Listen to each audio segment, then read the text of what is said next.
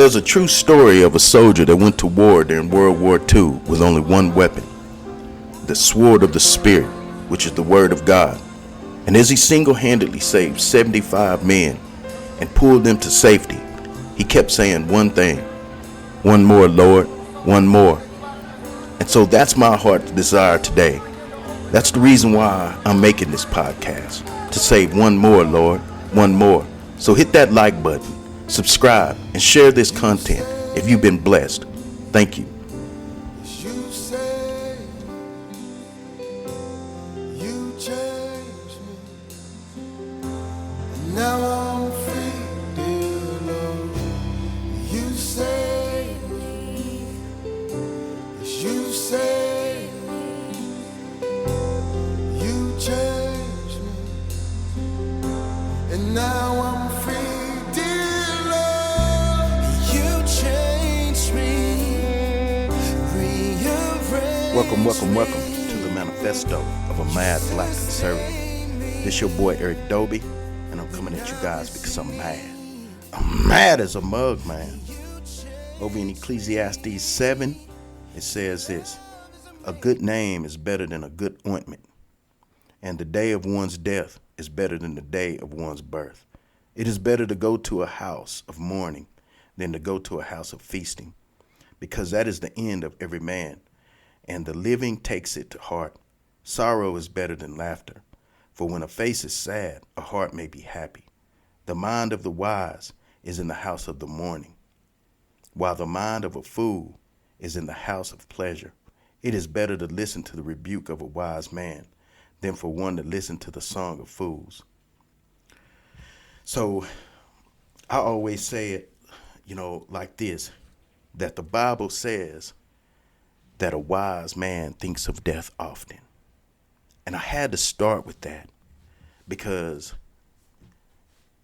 in this podcast, I want to touch on something that's very profound that happened to me in my life. And it involves death. And I used to wonder why the Bible says that a wise man thinks of death often. I used to think to myself, man, why would I want to sit up and think about death? Or why would I want to think about death often? Until, I began to lose people around me, my loved ones and people that mean so much to me. And I realized one thing about death, just like it says right here in Ecclesiastes, that death has a way of putting life into perspective. It makes us realize what's important in life. It makes us weigh our own lives and to weed out those things in our lives that is irrelevant, things that's not important, and to live our lives to the fullest, and even more so to focus on our soul. Because when you're at a funeral, or especially if somebody close to you die, you can't help but to wonder, where are they? Where are they now? So I just want to share some things that happened to me in my life, and I actually began to write some of these things down in a book that I'm writing right now. And they happened to me over 16 years or so ago, and has it been 16 years? No. This was some of these things, but some of what I'm going to discuss right now was around, 10, 11 years ago. And I'm really ashamed that I hadn't, really spoke on, what I'm about to share right now. But because I know that I'm supposed to have done spoke on these things. But okay, so I'm just going to read from what I've written so far in the book that I'm writing. And I will, I have about half of it written down, but the other half I'm just going to share with you guys right out of my mind exactly what happened. Okay. And not only that, I have somebody very special that's going to be on here with me as well, who has firsthand experience with death, just like myself. So, without further ado, I'm just going to jump right into it. And in this portion of the books, I call it The Visions. And so it reads like this. I knew back then that I was supposed to tell someone, any and everyone who would listen, really. Right after it happened, I remember pulling out a pen and pad and calling myself going to write a book about it. Now here it is, at least 11 years later, and I've barely mentioned it to very many people at all. I'm kind of ashamed of that, but better late than never, so here goes. God allowed me to experience and bear witness to something very profound. He allowed me to catch a glimpse of his presence twice and to go to hell twice. One day I got up around 3 in the morning. It was 2 or 3 years after getting out of prison. I had gotten in the oil field and moved my family out to the Permian Basin in West Texas. At that time, I had started a small trucking company. I believe I was about to take a load of pump jacks that morning. So I got up, went out, started my truck so it'd be nice and warm and ready to go by the time I was to leave. Everyone in my house was asleep, so I tiptoed around and got my clothes ready to take a shower. Once I was in the bathroom, I stripped down and, like I'm sure a lot of people do, sat down on that toilet for that old morning relief. TMI, I know. Anyways, while I was sitting there, I had just begun to talk to God. I don't recall exactly what I was talking to him about, but if my memory serves me correctly, my conversation to him just kind of turned into sort of a praise and worship. And as I was praising him, all of a sudden to my right, which was where the shower was located, the most unexplainable, brightest of bright lights began to slowly descend right through the ceiling. It wasn't like it was coming through the ceiling, but more like the ceiling wasn't even there. I mean, it was just somewhat of a slow descent, and the light was so bright that it was the only thing that could be seen in that direction. I kind of remember looking at it straight on when it first began to descend because I was so completely caught off guard. But when I realized what was going on, my God, I was in awe. I bowed my head and balled up into a fetus position, even though I was still sitting on the toilet. I began to feel wave upon wave upon wave upon wave of the most rawest and purest of love just flowing through me. And to say that it was love is the best way that I can explain it. It was just the most amazing feeling that I have ever felt in my life, before then or to date. It was like a feeling of absolute safety and security and compassion and protection, all bundled up in one. And I just cannot explain it. I started to bawl my eyes out and refused to look toward the light directly. I started saying over and over again, I'm not worthy, I'm not worthy, I'm not worthy. But even though I was saying I'm not worthy and refused to look, one of the most impactful things that I can still remember and that I think about that happened to me at that time was that God began to speak to me from the inside. He spoke to me so clearly, but it was like he was speaking directly to my soul or to my spirit. He told me that it was okay and that I could look if I wanted to, but I did not have to. I felt so humbled and unworthy. I could still see in my peripheral vision, but I could not bring myself to look upon whatever it was that was speaking to me. I truly believe that it was Jesus, but I guess it could have been an angel. I don't know. All this time, I've just said it was Jesus to the few people that I have told this to, but I did not look at him directly, so I don't know for sure. I can't wait until I get to heaven to see who it was. He kept speaking to me, to my soul or spirit or to both.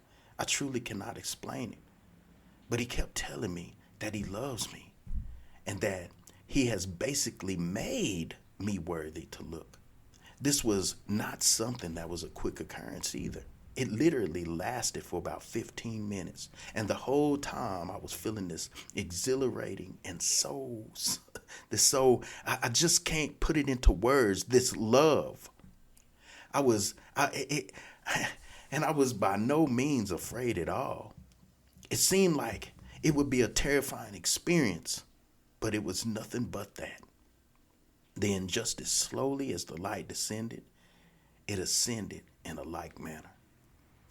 The right side of the room was visible again. The light was gone. I was left there crying uncontrollably. When I was able to compose myself a little bit, I shot into the bedroom with my wife.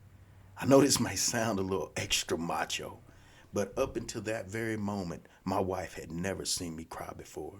So when I woke her up and I was weeping my eyes out, she looked historical, to say the least. I started telling her what had just happened, and she began to cry as well. We hugged each other and prayed together. My wife has often referred to me as a man's man, and for her to see me like this, she knew that something super profound had just occurred. I've thought back on that time many times since then, thinking about all the woulda, coulda, shouldas. What if I had looked directly into the light? Is it possible that I could have missed something that the Lord was trying to show me? I should have just listened to him when he told me that I could look. Did I disobey him by not listening? It was so surreal, y'all. So a little bit later on, no more than a few months or so, I was in my friend Alpo's apartment. My wife was in San Antonio by this time, and I was getting ready to go there myself. Well, on this particular morning, around 10 o'clock or so, I got down on my knees and I began to pray. This was a tough time in my life, I remember. So, I was trying to figure some things out. So I imagine I was praying and just pouring myself out to the Lord. And while I was praying, it was like I was taken into the spirit. I don't even remember exactly what I experienced to the T, except for I remember the feeling, which was the same as the wave upon wave upon wave of love that I experienced in the bathroom. In fact, I've told a few other people about this, and all I've pretty much ever recounted is how the waves of love hit me. But now, as I'm sitting here trying my best to remember everything, I can recall like being taken up into the spirit. I know that may not make much sense, but I'm just trying my best to put all of this into words. It's like I can remember talking with people. I want to say like in heaven or something, but I don't have a clear enough memory of it all. But I can now remember pretty well that I was definitely in like a spirit realm, kind of like an out of body type thing. And that feeling, that awesome feeling, was surely undeniable and unforgettable. And I have no idea how long this lasted. If I had to guess, I'd say somewhere between 5 and 30 minutes. I really don't know. Okay, so as radical or unbelievable as all this may sound, I truly believe that God had allowed me to go through that and to prepare me for what was to happen next. Okay, y'all, so now I call this section that I'm about to go into right now, Visions of Hell. So here we go. Man. So approximately a month or so after feeling God's presence, when he came to me, or whatever you want to call it, he allowed me to experience. I was taken into not one, but two visions that shook me to my very core. And before I get into it, to try my best to explain just how much I was shook by these visions, I want to first briefly veer off for a minute to tell of a different experience that happened to me about 13 years prior to these visions. In the year 2000, I was out in those streets pretty good. Could nobody tell me nothing. I was 20 years old, and I had already spent close to 2 years of my life behind bars. Well, it just so happened that I made the big leagues in the criminal world. when I joined in on robbing one of the most well-known and top drug dealers in my city at that time. After that lick, word got around pretty quickly because the guy that I was with that asked me to go in on this with him, he was recognized due to the 3 gold teeth that he had in his mouth, along with some other circumstances that brought about my identity. Well, that horrible decision resulted in a whole kilo of cocaine being bountied for my accomplice and a half a kilo bountied on my head. As hot-headed as I was back then, instead of trying to dodge out of harm's way, I went straight at it. I heard that the guy was throwing a party at a certain club, so like a fool, I went. I remember telling one of my homies that night, right before we had left, I might die tonight, but it only takes 1 bullet to kill a MFer. So if I die, I'm taking somebody with me. That night, I did indeed die. And contrary to my earlier statement that night, I died alone. I got stabbed twice. Once in my left side lower rib cage and one about a half a centimeter from my heart. At the time, I thought it was in my heart. I died on the way to the hospital. The girlfriend that I was with at the time revived me by using CPR. She had no idea what she was doing, but whatever she did worked. The reason I feel like it's important to bring this experience up before going into the visions that I had is to talk about how I felt in the very moments that I could feel my life slipping away. As I laid there in the reclined passenger seat of that Astro van on the way to the hospital, I just remember thinking to myself, this is it. This is it. There is no way to reverse this. This is the end of my life. There was nothing that I could do. I wanted so badly to be able to turn back the hands of time. And I began to pray, Father God, please forgive me for all my sins, all the sins that I know I've done and all the sins that I don't know that I've done. Amen. The next thing I remember after that was waking up in the hospital where they were about to cut me open from the top of my chest down to below my navel. I also learned that I had died again and been revived at the hospital. This experience at that moment, when I thought I was gone, when I could feel the life leaving my body, was terrifying. However, it does not even remotely compare. I mean, it does not even come close to what I'm about to do my best to articulate that I saw and felt in these visions. And I am dead serious. And as I pondered on these things in the years since all this has happened, I've come to realize why this is. And it's because the two situations bear very stark contrasts to one another. And that is hope. So y'all, that's all I have written right now. But I'm going to go into these visions right out of my head and share exactly what happened. And the reason why I feel so grateful and blessed in this earth. And nobody can tell me that you cannot feel God's presence. In the moment that the life was leaving my body, I mean, I could literally feel it. It was something. It was surreal. Well, in that moment, thinking back, and I prayed, I could feel hope. I could feel hope that I was using my last breath to ask God for forgiveness. I didn't know that he would let me in or not, but I was still hopeful. I still felt like there was a chance that I could get into heaven. So I didn't feel totally hopeless, even though I felt like the end of my life on this earth was gone. But y'all, let me tell you, a couple months, maybe actually about a month and a half after I was praying on my knees and I had that last vision, man, I was in that same apartment. I was in the bathroom nonetheless, sitting on the toilet. And all of a sudden, man, on the right and the left side, just slowly just came in, just darkness. And I could see in the distance.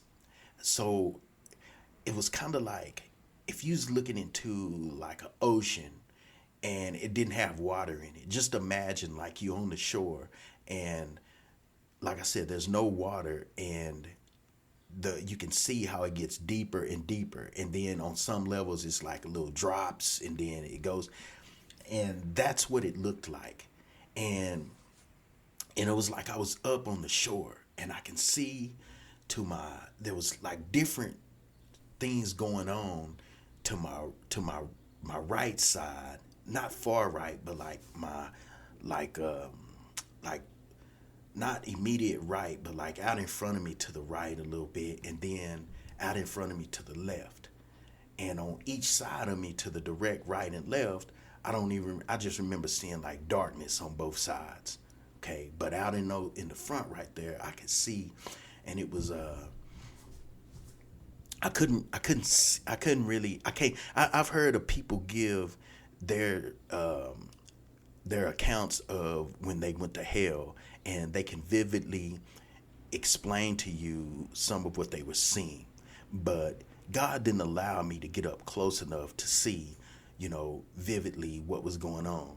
But I can tell that, or I can see and I can hear the wails, and I can see that there were some things going on down off in there that I didn't want to be a part of. But when this happened, I couldn't even pay attention to what was going on out in front of me. I couldn't pay attention to the wails, to the smell. I couldn't pay attention to anything that was happening because he left me. The Lord left me.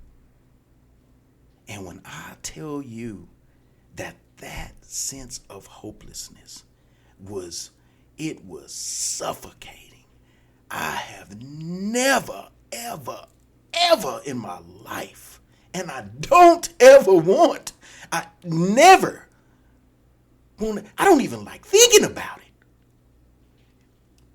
The two situations of me losing my life on this earth and my soul being in a hopeless situation was so different till, like I said, I don't even like thinking about it. And he left me, man. That's why nobody can tell me that you can't feel God's presence on this earth. Because I know that you can. I can feel God's presence right now. But his presence was not there. He left me. And man, I just wish so bad that I can articulate this in such a way to where people can feel it. Because if you feel it, I'm telling you, man, just that sheer feeling will make you turn your life around. And I am not lying. So, though I was, I can hear the wailing going on, the cries and the screams, and it was dark, but I could see far away, but I couldn't see. Like, it was really weird. I can't give a full account of exactly what I was seeing because I really don't know, but I know it wasn't good. And so I just kept saying, Jesus, Jesus, Jesus, Jesus, because I was so afraid. Man, I thought that was it. I ain't lying, man.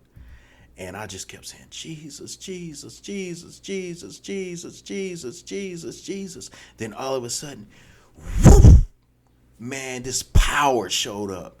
Man, it was I'm talking power. And he was right to the right of me. And don't ask me how I know that it was him, but I believe it was Jesus, man. But I couldn't see him, but I can feel him. He was there. He showed up, and then he started speaking to me on the inside and started telling me that he want me to tell people about what I was seeing and that it was real, that this place was real. And, I wasn't asleep. I was up. This was a vision. I was totally awake. Okay, I wasn't dozing off. No, none of that. This happened while I was wide awake, sitting on the toilet. And that first time that it happened, I can just share with y'all what I just did. But, you know, even if he allowed me to see things close up, I still probably couldn't really tell you because I was so terrified because he had left me. And when he came back, I was so relieved that I couldn't think about nothing else except for thanking him. And then all of a sudden it just opened back up.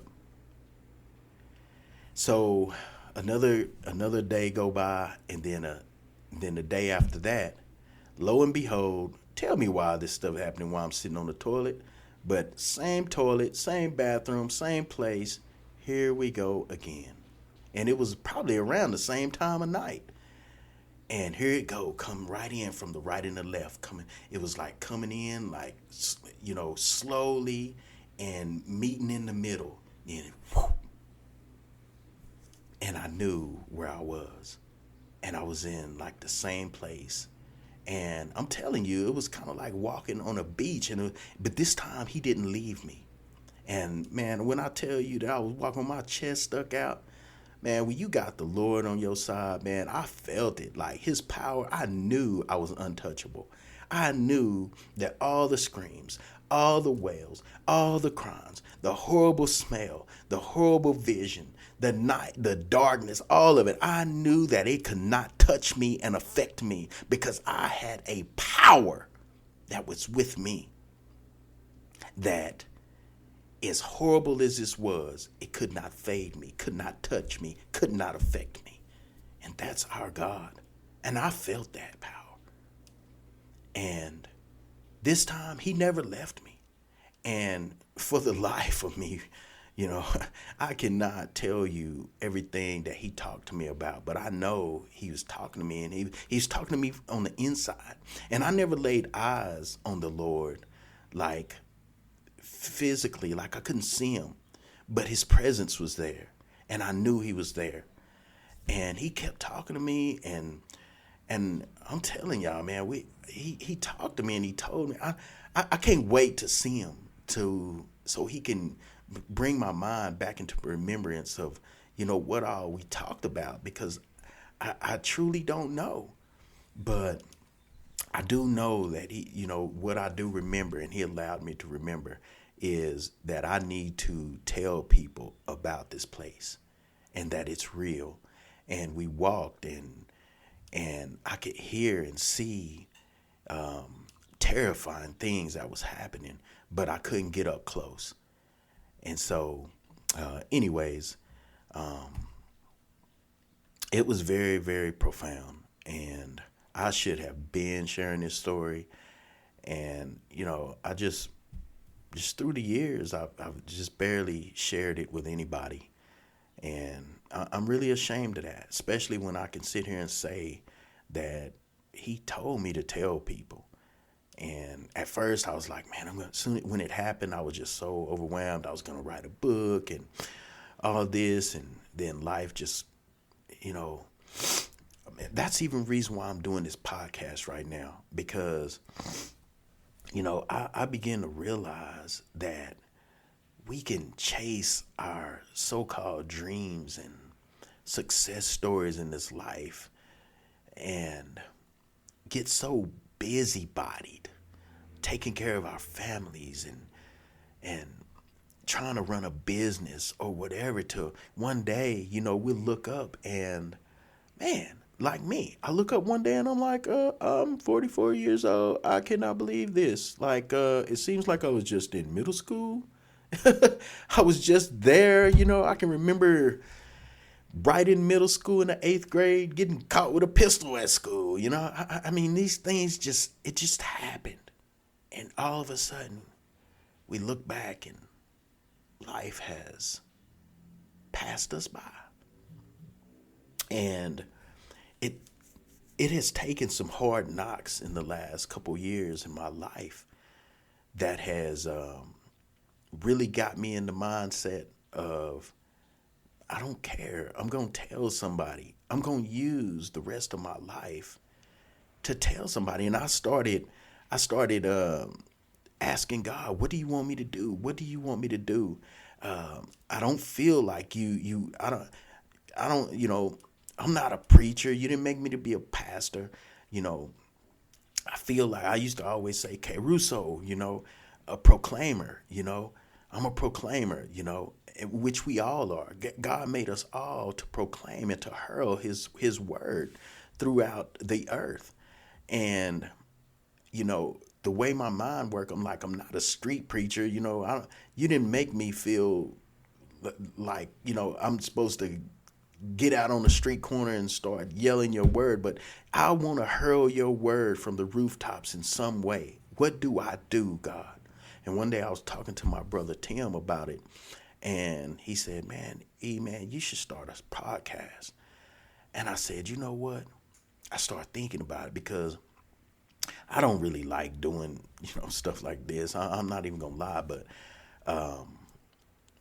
just the thought of being able to tell somebody about the Lord. And, the Bible even says somewhere in there, I imagine you can Google it and see where it is, but, that we help people and people can actually be saved by the account of our testimony. And so I feel like God has given me a testimony that I need to get out. And I wanna do something with my life, And even while, like I said, I've gone through some challenges in business here this past couple years, even while all hell may be breaking loose, in my business endeavors, as I try to regain stability and recoup everything that I've lost in this last couple years, it's made me realize that, now I'm looking back and I'm like, wow. I look back 2 years ago and I'm like, I was living pretty freaking good. I'm like, man, why wasn't I using that platform to hurl the Lord at that time? And I think back, and my mindset was I was still trying to get here. I was still trying to get there. When I reach this point, then I'm going to do this for God. I'm going to do it big for you, God. I'm going to do it so big, And it has taken me to get knocked off of my high horse to say, I don't care no more. I'm not going to try to get here or there before I tell somebody about God. I heard at church the other day that 95% of people that call themselves Christian share the word of God with anybody other than their families. And, to the point to where another person listen and be saved and give their life to the Lord. That's heartbreaking.